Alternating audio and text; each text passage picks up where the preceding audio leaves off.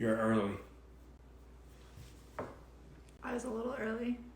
You're early. This thing starts at 9. It's not a good look. Better early than late. If you're not 5 minutes early. Mr. Manuel Flores, how are you, sir? Matt? 504 person. Hail Mary. What up? Good evening. Hey, PJ. PJ Surf and Turf. My guy. Good evening, good evening. Hope everybody's well. Hope everybody's having an incredible Wednesday night, or hump day as the kids would like to say. Is that what the kids like to say, Court? Wednesdays are always hump days here. Yep. That's why we have 4 kids. Nobody does it better. No hustle. Paying me. Give everybody, we're a little bit early. No perm here, man. Steven got a perm. Fresh cut. The boy got a perm, not me. He's been growing his hair out. He wanted one. Beef off? It's not between Jared. I'm very offended. I bet I deadlift more than both of them. No. You don't even know. No. Mr. Namath is very kind to people. He's held in high regard in the Reckline household. No. So should we get this thing started? Yeah, let's. All right. So tonight we're incredibly excited. One thing that we deal with consistently within our little community is people are like, hey man, I hear all these stories. I buy cards and now what? And with that being said, there's one person who we have legitimately taken his advice without him knowing it and utilized it is Bronamath. He's been very vocal on other podcasts about his strategy, and it would be entrance plan and exit strategy. And so I'm excited to talk about this because there's a lot of people who are new to the hobby. There's a lot of people that want to be here. They want their money to be here.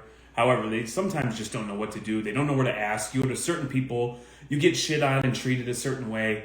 And that's why we're bringing on somebody who's kind. So without further ado, I'll allow Courtney to add in Mr. Namath. Are you done talking? Please just hit.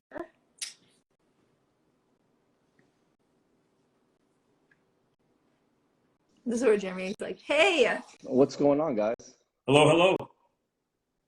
So not many people know there's only one person in the hobby that can bench press 350, deadlift 350, squat 350, and most importantly, do power curls and squat rack at 350. And that's Mr. Bronamath. So I appreciate you jumping on and checking all these fools and dropping some education on them.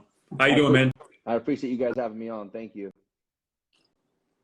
So one thing we've been doing here for a long time is like there's like the 1%ers in the hobby, and then there's everybody else. And some of those people at the very top come across as very unapproachable. And so within our little community, we try to share, education, share good practice, share our experiences, good, bad, ugly, the whole nine. And it would be disingenuous if we didn't acknowledge the fact that some of the strategies that we've utilized to be successful are from your first episodes ever on Lucas Tigers. And so I thought it would be an incredible thing because there's a lot of people, it's like, hey, I bought cards. I have all this stuff. Now what? And there's never much thought put into what happens after you buy the card. And so I thought you would be the perfect person because you seem very diligent and very intentional in the actions that you take related to the hobby. And so we thought it would be just a tremendous experience to have you on and share with, your strategy and what you do and how you operate within the hobby. Well, thanks. I appreciate that, man. That's really kind words to say. I know that first interview that I had with Luke the Nation, it was a different time, right? Like compared to now and the state of grading and how people go about moving in the hobby is far different. But I think you touched on something that was really important, that a lot of people in that 1%ers are just can't talk to them, right? Like they push a lot of people down. They only want to communicate with one another. If you don't have a $50,000 car in your display, they just walk by you and scoff. So it's unfortunate that it's kind of where it's at now, but I do think that 9% is what propels the hobby forward. So if we can help everyone from there down, I think we'll be doing a whole lot better. I agree. So why don't we start off? You talked a little bit about your journey in the hobby, how you started collecting, what you feel like your vision is for your own collection, and if you consider yourself a collector or more of an investor in sports cards, I would love to hear that. It's kind of a gift and a curse because I'm a collector at heart, but I also know that this is a big opportunity to make a lot of money in different areas. So for me, I think what's made me successful in the investing standpoint of it is becoming a collector first and foremost, and wanting to finish out certain sets, like with comic books, wanting to buy all the variants, with Bowman Chrome, wanting to buy all the different parallels under gold. In doing that, it satisfies a need from the collector standpoint, but also puts me in a good position to exit. I collected when I was a kid, of course, like everyone did. I was big and I was a huge Charles Woodson fan when I was young. I'm a Nebraska fan first and foremost, but watching Charles Woodson play football when he's at Michigan was just something out of this world. So that press pass year, I was heavy in the press pass. That was one of my favorite products because I love college football. And to be able to collect everyone that I watched on Saturdays was important to me. So, Brady and everyone in that era, that was what I collected. And then obviously went away from that as high school went on and everything else, and then circled back to it about a year before Zion. So about Luka's rookie year, on the tail end of his stuff, is when I got it back into the hobby pretty heavily. Okay, that's awesome. So when you got back into the hobby, and I think it's worth noting that I believe, and correct me if I'm wrong, you're a small business owner, or you're an owner operator, whatever the case may be. You get back into the hobby, and you're doing it out of the love of collecting. Like it's very apparent. You have strong opinions about whether it's LeBron or certain things that you see. So like fellow people who enjoy sports, that comes across through your stories. When you start buying cards, when is it that you understood there was an opportunity to recognize and get that money? Like, well, how did that transpire? Because at first, the same thing for us is like, I like this, but holy shit, I can do bigger and better if I'm smart and I navigate these waters properly. It was scary. When I first got in, I got into Dragon Ball Z cards, and I was buying everything that came out because it was recent. It was Dragon Ball Super. They had just came out with a TCG game, and I was buying all that because I was collecting it. Because I love the artwork. I read the mangas. I'm into that. So I was buying a bunch, they're like $5, $10, $50, $100 cards. And to me at the time when I was getting the cards, that was pretty expensive. I think the most expensive card I got in Dragon Ball Super was I paid $2,500 cash to someone who won a gold medal card. That was the top 3 finishers for nationals in the US. It was a huge tournament. It's the first tournament for Dragon Ball Super. And I thought to myself, this is expensive. And I just spent $2,500. My wife has no idea that I just went over and met some stranger, gave him cash, and got this card. But that card put me in a position to kind of push forward in the hobby because I was at the gym with a buddy of mine who was into sports cards. He was telling me, listen, this market's huge. There's so much going on. And there's so much investing. And I was like, man, I kind of like this Dragon Ball sector. I want to kind of hang out here. And then I was like, you know what? I'll buy some Wander Franco stuff. I remember buying Wander Franco Bowman Chrome PSA 10s for $35.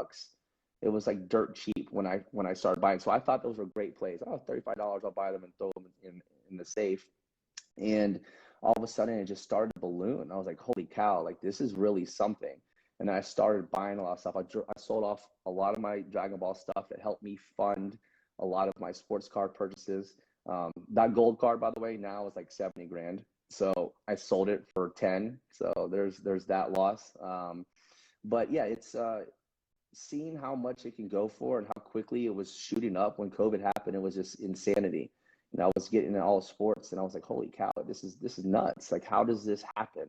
How long is this going to sustain? And that was always my fear is how long can this sustain? Are we going to be able to buy a card for $500 and then sell it in 3 weeks for $2,500 like what was happening? Right. And that worried me, and that's always been a worry for me. So I don't really hold on to stuff too often for too long. We do that a lot too. I think worth noting though is you said the loss when talking about the Dragon Ball Z card, but you went 2,500 to 10, so you 4x'd your money. And what was that time frame? Oh, that time frame was probably about 8 months to a year. No, listen, and that's one of the things that people get caught up with is that they always look back at what they sold, and I could care less. Like I want whoever buys something for me to make money off of me. Like that's how this works. I'm not trying to get over on anybody. I'm trying to sell under market, trying to sell under comps so that there's room for you to make money should your roof blow off your house and you had to exit all your stuff. Could you at least get back what you paid into it? And I think that's important to understand that these are people at the end of the day too. So you should at least try to help them out because you're probably already good in the card or a comic book or whatever it may be. And that's always been my philosophy when I sell off eBay. And well, I mean, full disclosure, we've bought cards from you in the past.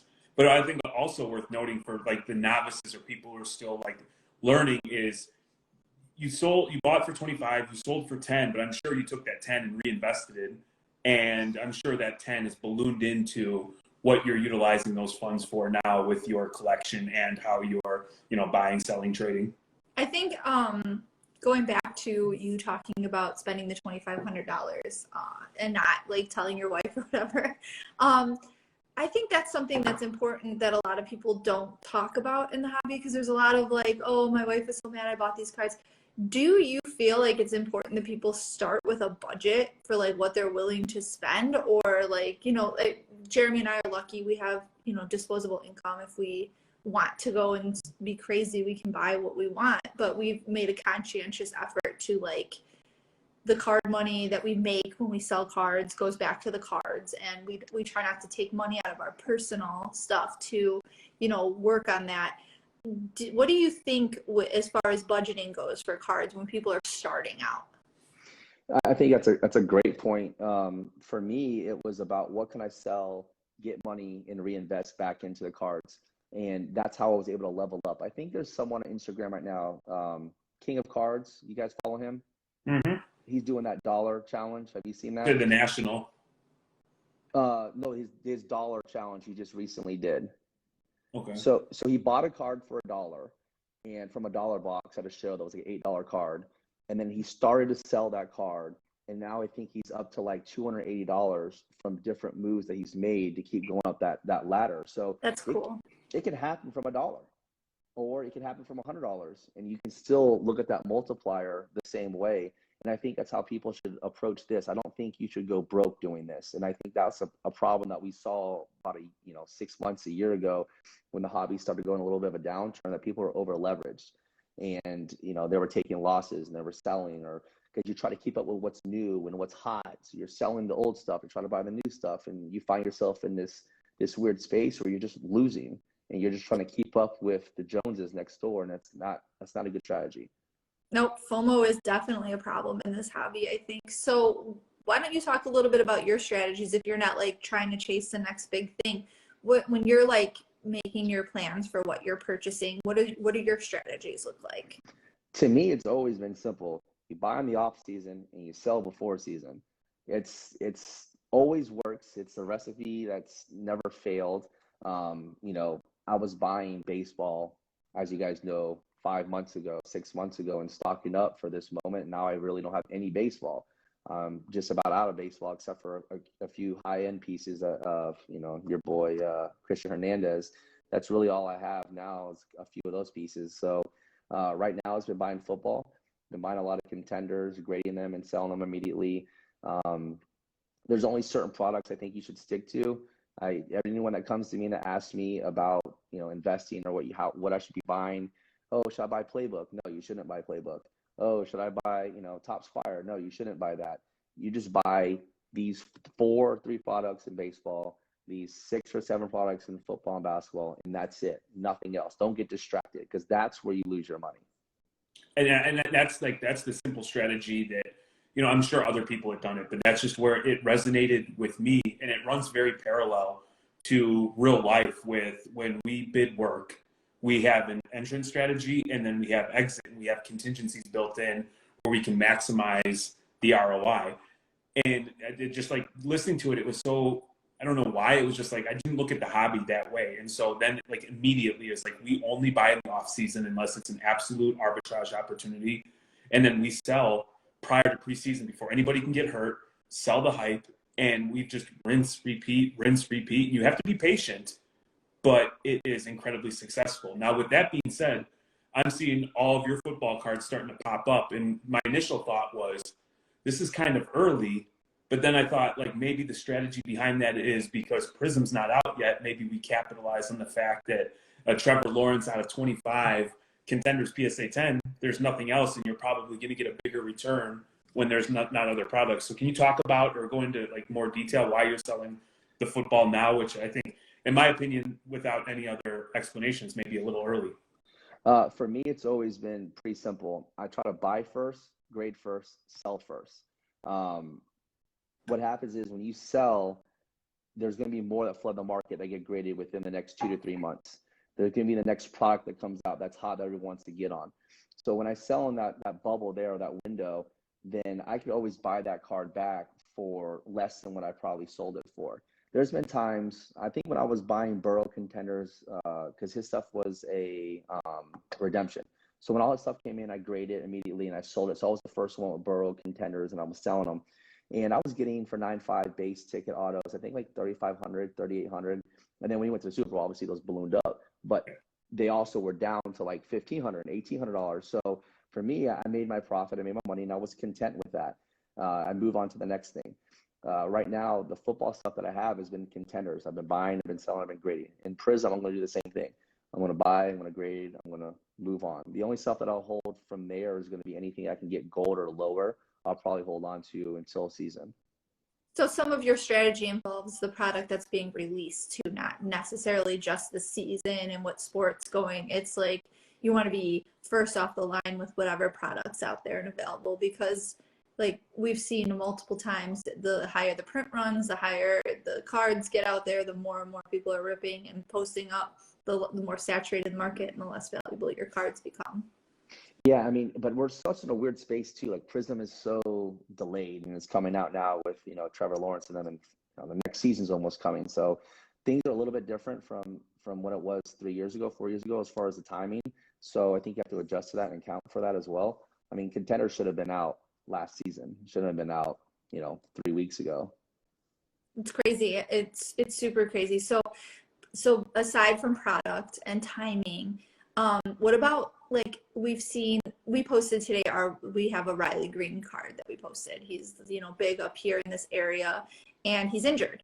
And so a lot of his stuff is all of a sudden like super cheap.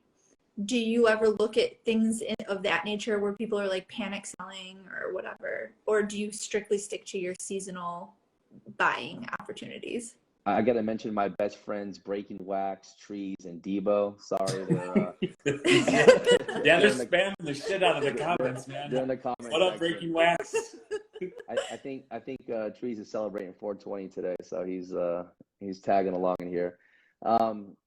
As far as getting hurt, I think you kind of have to get married to the card of the player, depending upon how much leverage you have in there. I don't think you should pivot out. I think you should kind of ride it out. I mean, it depends on the injury too. I mean, look at Tatis. Like I was buying Tatis when he went down recently because his stuff's down right now. He's going to come back and the hype's going to go up. I was buying Acuna when he tore his ACL because everyone's like, oh man, he's done, he's down, he's out. Now his stuff's going through the roof. So I think there's an opportunity to buy a player when they get injured based upon how severe the injury is. So when Burrow went down, I was heavily buying Burrow. I was buying Burrow for pennies on a dollar. You look at the team breaks, the Bengals were so cheap compared to the Chargers. They just should not have been that cheap. So I was loading up on Burrow. Burrow comes back. He has a little bit of like cryptic messages on Instagram. You see him throwing the ball and people are starting to get hype and buzz and to get a couple offseason, pickups. The draft matters for sure, by the way. If you're prospecting quarterbacks, the draft matters, who they pick up. And prices started to go up on him. So I sold off all my Burrows before last season. But look what happened, right? Like he went through the roof. His stuff is nuts, but I still made plenty of money. I made 4x on all of my stuff on Burrow, and I could not complain. So I think it's telling. You said, you were buying into case breaks of individual teams. I know that you'll post up a story and I swear you get tagged in every like big name card these days. Is that part of, without saying, hey, I'll buy all your Wander short prints and super short prints? Is that a strategy that you utilize to go and buy cards? Is just to get in case breaks? And, how do you go about that? It's awesome, man. I mean, social media is huge, right? So why not use the platform? And, if someone wants to sell it, it helps them not having to sell it on eBay and go through the fees and return process and this, that, and the other. I can send you Venmo, Cash App, definitely not PayPal because they suck. Anything else straightforward to you. That's a whole nother issue. But I think, use the platform, buying, selling, trading, communicating, and you're building a network of friends too. Everyone that I've done a deal with, I've always done deals down the line as well. It's not just one-off deals. Yeah, no, we've done deals with you, like we said, and it's always been wonderful. So I guess, everything you're saying is so straightforward, and it has been how we operate. So it's interesting to me to see someone who's like doing something on a similar parallel with us. Obviously, Jeremy said that, we listen to you. And so we're like, yeah, that works. When you're like prospecting, let's talk a little bit about that, because you're talking about, picking up all those Bonner Francos, and now we've seen what his market has done. It's just crazy. Is it like, there's so many people, I think, who, when we were talking earlier about like FOMO and buying all this stuff, and they don't know enough about like the particular sport. With prospecting, how important is it to know exactly what you're doing, or is there resources that you use to, go out and do more research about who the next prospects are, who you should be buying? Is it, because sometimes if you're buying it because you're hearing it, you're already too late. So baseball is one of the safest spaces, in my opinion. And what I mean by baseball is Bowman Chrome specifically, is that there's so many ways along a player's path to make money off of a player that it's ridiculous. In football, you get about a year and a half. You get your rookie season, you get half your sophomore season. If you don't produce, you're going to falter. Basketball is the same way, right? Basketball, almost you have to be good out the gate. Like, they're not really going to give you too much leeway. Baseball, you're going to get like 4 to 5 years maybe before the kid even gets up to the big leagues. Look at Julio Rodriguez. You were able to buy, grade, and sell Julio after release. He made money off that. Then the person that bought that waited a little bit. He played really well in low A.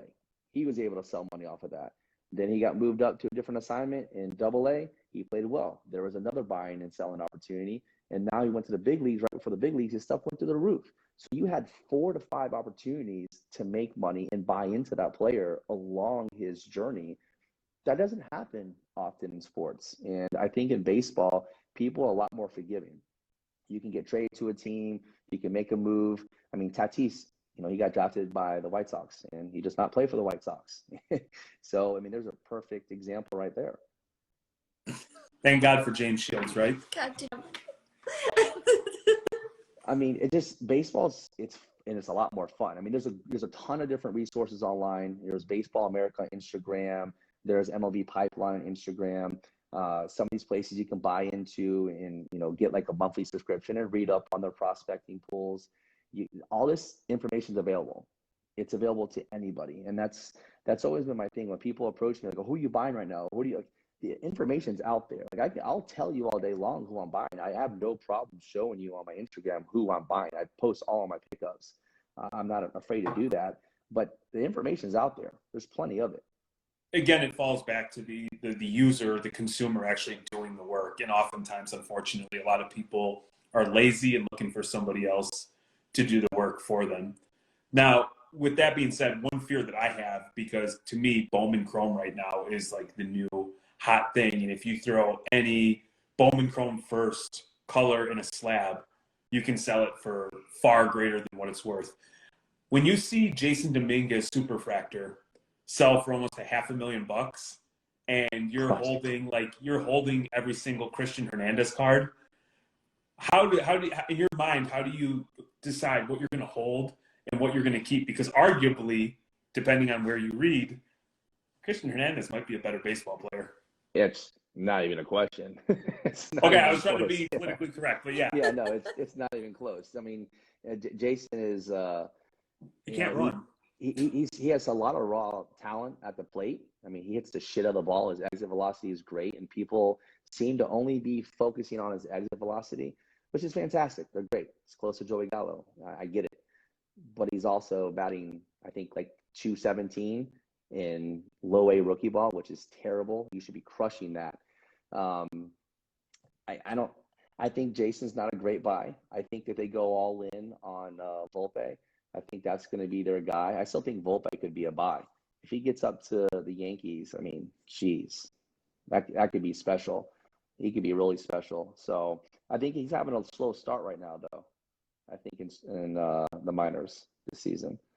I think So it's rough when you see something like that go, and we talked about the 1% of people, right? So you see these like people who can afford a $500,000 card that, might be worth $2,000 in 5 years because he just never turns into anything. He paid for that card. He hadn't even played 20 games in Major League Baseball, and that card went for that kind of money. But then you see the rest of the market kind of follow. Like all of a sudden, all of his cards started to just skyrocket. So do you think the sales of these big cards in that initial moment with these people who can afford to throw money around like that affects the lower end market for the average people? And is that something that you follow, or do you still kind of stick with your own gut when it comes to that kind of stuff? yeah, it's kind of funny. You mentioned something that makes me think. So let's say we know who bought the card, right? Obviously, and we'll leave that out. But let's just say said person, 1%, buys card for X amount of money, knowing that he needs to move his other investments and is able to now offload the other investments with a pretty good ROI, probably offset the cost of the big card, right? I mean, that happens. I mean, that's insider trading at its finest. There's no entity looking over your shoulder in sports cards, right? Yep. And that's kind of the scary thing. I do think it's good though for people that know what they're doing, like the Christian Hernandez, right? I bought a Superfractor raw, I graded it PSA 10, not the auto, the non-auto. But yeah, of course, seeing that sale helps me out a lot. Helps out everyone that's in the Bowman market with anything that should be worth value. Bowman, I think baseball was overdue a little bit. I think people really need to pay attention a little bit more to baseball. So I think that was a good thing. I mean, we're talking about this big sale. I mean, that happens all the time in football and basketball. Like those sales happen routinely. It's true. As you've built your bankroll, can you talk about your appetite for risk? Has that adjusted at all? Because if you make that initial investment, and I'm just using the $2,500, it could have been different. But for some folks, $2,500 is not even fathomable. And for some people, $2,500, and if you were to lose, might be like, to hell with this. I could have, made a mortgage payment. As you've built the bankroll, can you talk about your thoughts on, your appetite for risk? It's grown. It also, I still always go into everything with an exit strategy. I don't buy something thinking that I'm going to be married to it. The first time it became a realization for me is when about a year and a half ago, my wife and I, we had just moved and bought this house. Just spent a lot of money in the house, did all the furnishings and stuff. And I told her, I was like, listen, I was on the Lucas Tigers podcast and someone DM'd me afterwards. And I was like, hey, I got this, expensive Pokemon card. Are you interested? I was like, yeah, I guess. Let me look at it. Sure enough, it's a BGS 9 Charizard, first edition. I'm like, shit. I'm like, okay, well, how much you want for it? It's like 15 grand. I'm like, I'll give you 11 or 12. I think it might have been 12. And we went back and forth, and he accepted it. And I told my wife, that was the most expensive I ever spent on a card. That was about a year and a half, 2 years ago now, 2 years ago. And I spent the 11, 12 grand a card. And my wife was like, are you kidding me? I cannot believe you just did that. We just moved in this house, and we have all this stuff. And, we just had a baby because at the time, I think my youngest was like 6 months. So I'm like, I know, just trust me. And my wife hadn't really fully understood what cards could do yet. I was doing it on a micro level. I wasn't really on a macro yet. So I got that card, and then my collector mindset, I was like, all right, well, I need to get the Venusaur. I need to get the Blastoise in first edition, all in BGS 9 to have the trio. A month later, the collector's guru guy, what I'm talking about, looks like the evil mastermind. Yeah. Mm-hmm. We drove down to Miami, met with him, and he bought all of 3 of them for 72 grand cash. So I was able to turn that so quick. And my wife looked at me and she was like, okay, whatever you got to do, just do it. I won't question anything anymore. Yeah. She's like, I won't question anything anymore. So from that point forward, I really looked at it as a true business. And I started to spin the wheels that way and not get married to stuff and understand that I don't want to hold anything past 4 months unless they're like key pieces, like a Mano 52 that I don't have, but that's something I would maybe hold on to for a little bit. The comic books, I held on to the comic books probably about a year or so, but the comic books never really drop in value like the cards do. It's completely different sector.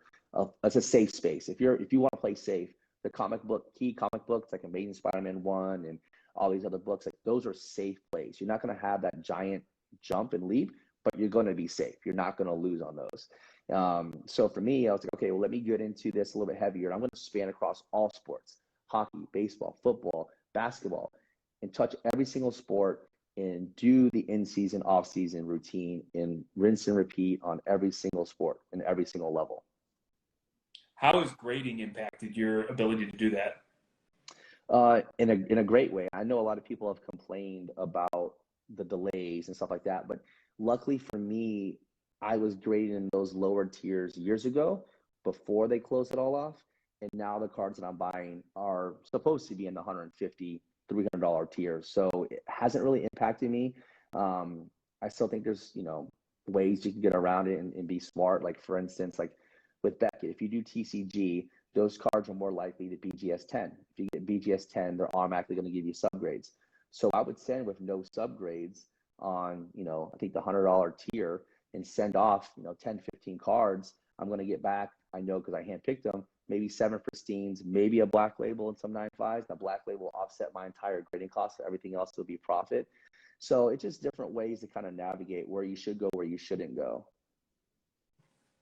That's what we're talking more about, like mitigating risk when you're using a strategy of grading in a way where like you have a better idea of what the outcome is going to be, so you can take that and like know that you're going to be able to cover the cost of this with that. And I think a lot of people just, when we first started grading, because we collected cards for a long time, but we didn't really grade them because it was more like, hey, we like these. And then we started realizing, hey, we can make some money with these. And then we started grading, and everybody, like, you take your bumps along the way. And I think once you realize, like, this is worth the risk, this isn't, you start to see like the path that you should be taking, And luckily, there are people out there who are like willing to show you like, hey, we messed up here, don't do this. And I think a lot of people learn not to send in 7,000 base cards of like every basketball player ever. Yeah, So I mean that was crazy. Everything you've said is, everybody I'm sure that's listening in is like, man, this is incredible, seems pretty easy, I'm going to get started. I'm sure that you've had a couple of L's along the way. What are some of those?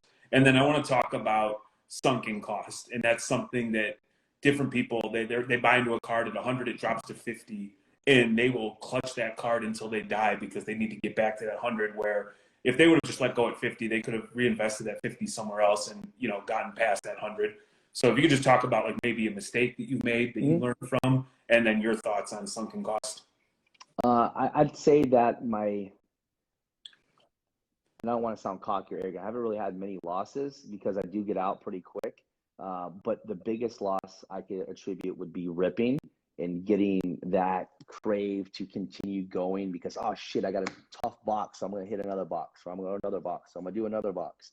And then all of a sudden you look like, shit, I just spent $6,000 on boxes. I got $300 worth of cards.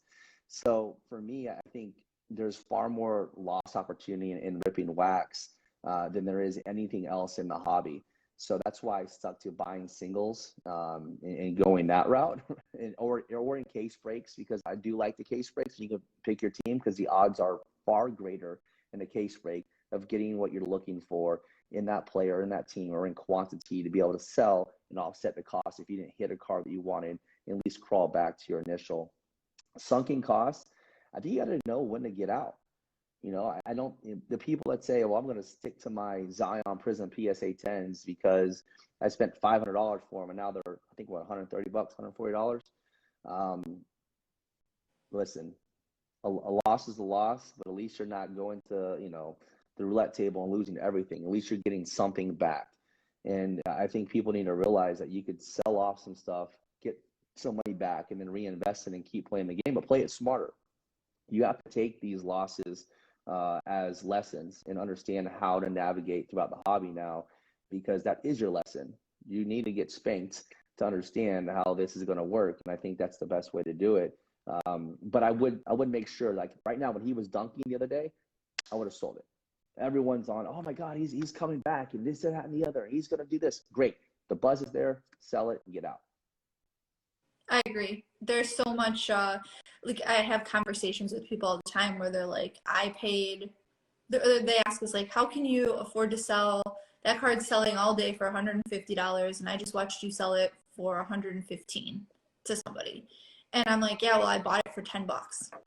So I can sell it for that much. And, there's no guarantee that if I put it up on eBay for auction that just because the last one sold for 150 means that this one will. And I have someone right here who wants to buy it right now, and I made a fantastic profit on this card, and there's no reason not to sell it.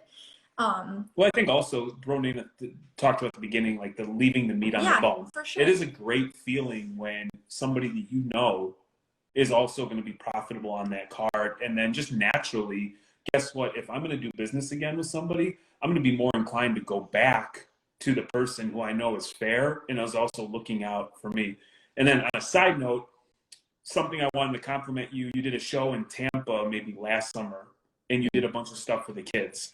And I thought it was very awesome. I'll bet Andrew says that. It bothers me when people say they do shit for the kids, and then they just dump a bunch of crap that nobody in the world would want, and then act as if it's the greatest thing in the world. And I know that you had made a point of like you were giving away free kids packs, and you were giving away like legitimate cards, things that people would get excited about.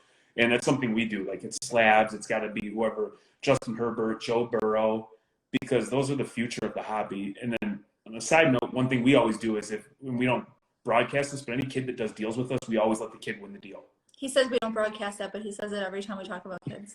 And I've got so many fucking Michael Porter Jr. cards. The kids come and dump on me to take shit that has nothing but upside. It makes me sick. So I hope, and to the 37-year-old kid who's got an Adam's apple like this. Yeah, right. Like, no, I just think it's very commendable, man, because there's a lot of people who are arrogant and who don't look out for other people. And you've always been very, like, anybody who's listened to you on whatever, when you're talking Breaking Wax or on Luca's or wherever you've been, you've been pretty vocal about that. We agree with that. And so I just think it's commendable.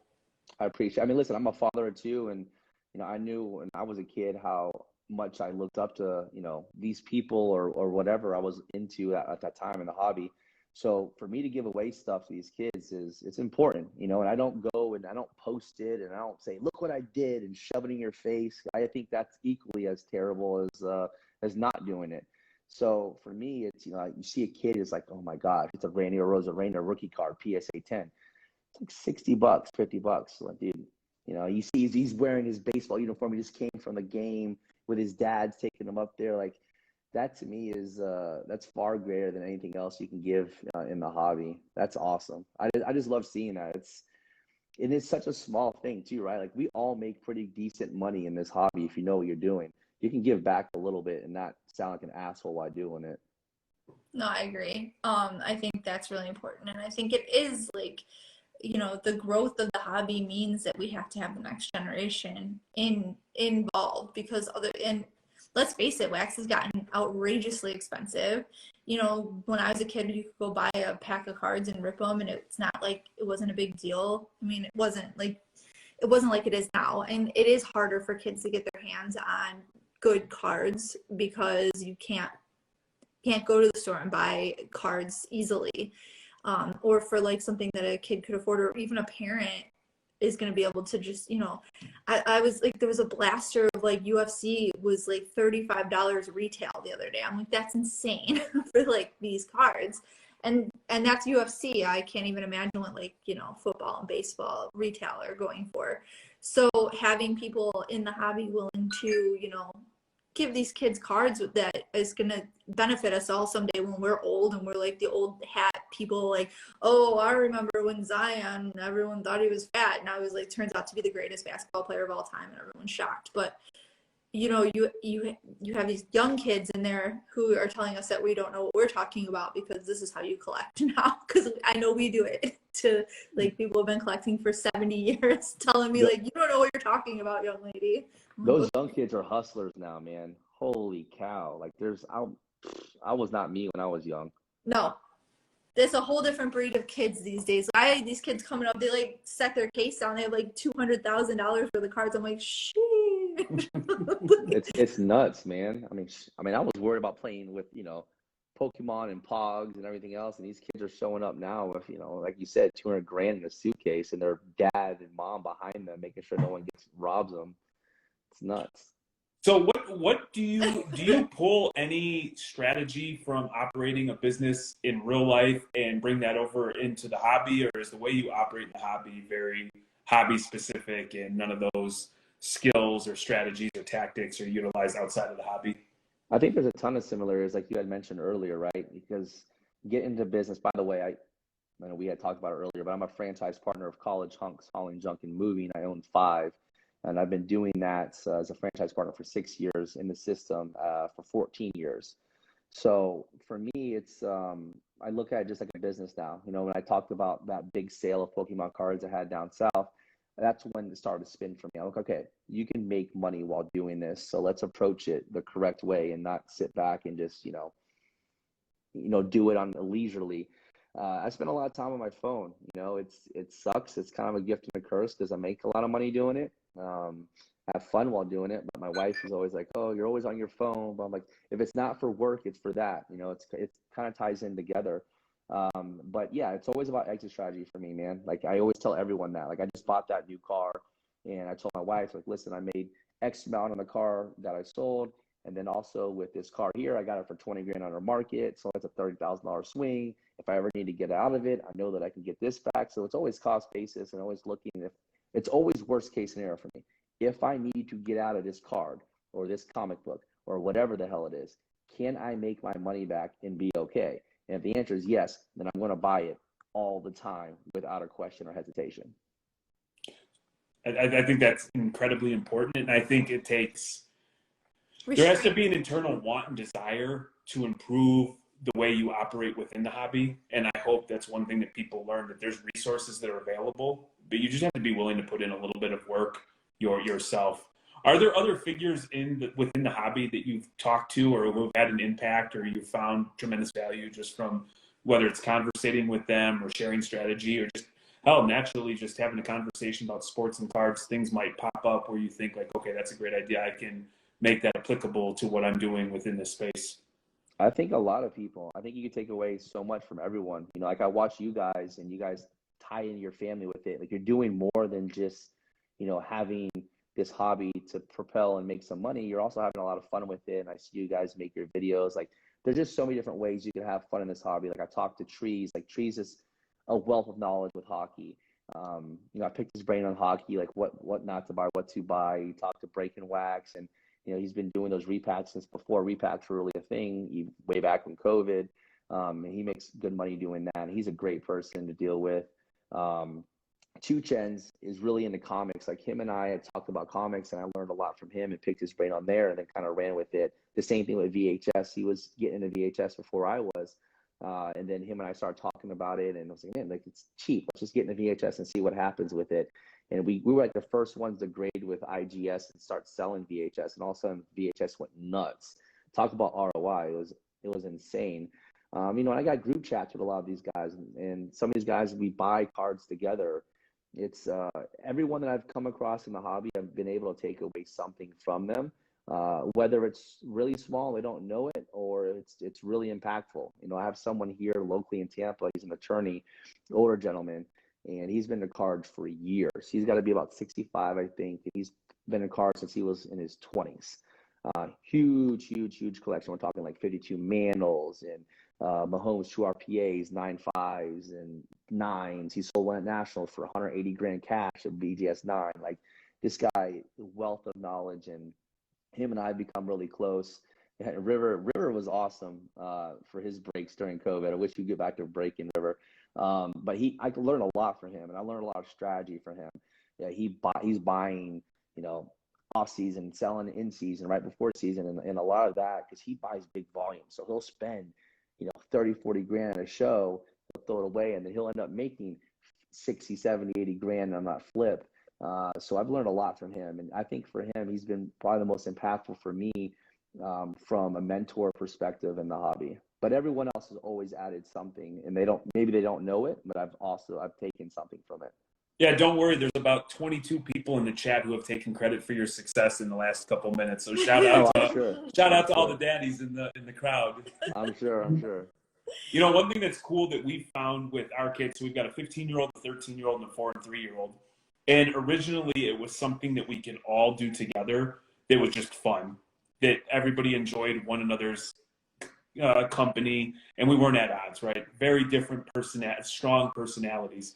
But what we found is we have utilized the hobby as a way to teach our kids about real life, the importance of money, the importance of strategy, how to utilize that money, interacting with people, communication, customer relations, stuff like that. And so integrity. exactly, it's become like this thing that we were doing for fun, and we found a way to make a couple extra bucks. It's actually turned into something that is teaching our kids. And I will promise, more people that come from the hobby are going to be better suited to be in a position to be successful as an adult, as opposed to being just somebody who takes orders from somebody else. Yeah, I agree. That's gonna be rare to find in this day and age too. That's for damn sure. It's really cool to see also our kids the different paths that you can take within the hobby, and we're all still doing something together. But you have like my son's really into like football and Pokemon, and my daughter's really into like she prefers like the Olympic cards because she's a swimmer, and she likes some of the weird cards that I like because I like the GPK, and someone was making fun of the Tops Project cards, but I love those. It's not like I collect cards with like murderers. I don't know why, like macabre. But don't get it twisted. Like Amelia's reached the point where she's like, I can take 50 and turn it into 100. Yes. That's what I'm about. I don't fucking care what swimmer's on the card. No. Like that's more money, and I know having money is power. She is definitely of the four of them, she's the most business minded when it comes to like buying and selling, and just dealing with that aspect of the hobby. My little two, they just love Pokemon. They don't care what the card, like obviously they're 3 and 4, they don't care, but the fact that they just love Pokemon so much is like such a joy to me. I'm like, yes, another one. Congratulations, that's awesome. You seem so like happy and enthusiastic about it, and for what they were able to learn too. You're not gonna learn that in school. You know what I mean? Like, you're not gonna learn that in school. So you already gave them a jump start. That's awesome. Yeah, I want to incredibly appreciative of your time. I know that you have to be up in 42 minutes to be at Lifetime to get your curls in. And like, I understand you put in that work, but this is truly something, everything that we do when we do these, it's not because we just want to waste people's time, or it's not important because people have asked these questions and they don't know where to go, or if they go somewhere and they approach somebody, they get shit on, and then they just turn around and leave the hobby. Everybody that we've communicated with has listened to you. They understood, so they were excited to have you on. So we're incredibly grateful that you spent 45, 50 minutes of your time to hop on here. And I'm sure that as people listen to this, digest it, and I'm sure there'll be some follow-up questions. I'm sure you'll get some DMs, but I think tonight was an example of leading with action and making a positive impact on the hobby. And I'm sure it'll help somebody, turn 1 into 2, or, get out from underneath something. I think sometimes just having these basic conversations is important, and people don't, they don't do it. And, like so much as like the other day I was in a Facebook group and someone's like, what does it mean to ask someone to coin a card? And like, this is clearly someone who's brand new to this, right? And there were so many people that were just like being such a jerk to him. I'm like, literally just take a picture with your name and the date in the picture with the card. That's all you have to do. And he like sent me a private message like thanking me for being nice because everybody else was calling him stupid and all this stuff. I'm like, it takes 2 seconds and it costs you nothing to be kind. So again, we genuinely appreciate you taking your time to come here and like, I do want to close with one question. Courtney found you on TikTok, and you've got 750,000 followers, and you're only following one, and that's Jackson Mahomes. And I want to know where that relationship came from and how you turned into being the super fan. He's so organic when he's on the field, whether he's standing over someone's memorial or popping bottles over fans. To me, that emotion that he evokes doing that is spectacular, and it means the most to me. I really think that there's been games where the Chiefs didn't stand a chance. Pat's on the sidelines feeling like shit, and then he just sees Jackson performing at such a high level that it elevates his game to go out there and he has no choice but to stay and match his, Jackson's energy. And like, like willingness to just like. You're a fucking Mahomes. Get out there and play like one. Yes.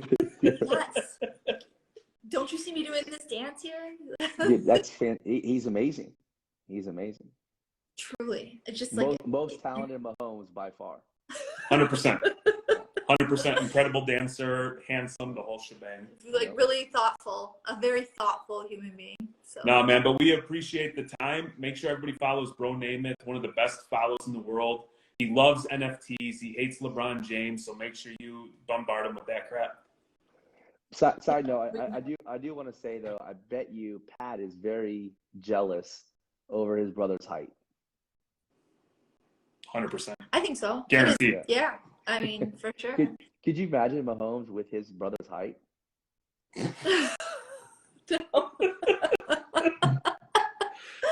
I know, like it's the weirdest dynamic too. I just don't get me started. This has been family friendly. Whole conversations about Jackson. Like there's been entire nights at our house dedicated to Jackson Mahomes, and I know. Shout out to the restaurant that checked that kid. Oh, that was fantastic. The restaurant and bar who just checked him, that just made my day. Like there is a God or something, man. There's people out there that are willing to just be like, you know what? No. But I'm gonna tell you, I wonder how many people have you know, I think about it, and he lives rent free in my mind, so good for him. That's awesome.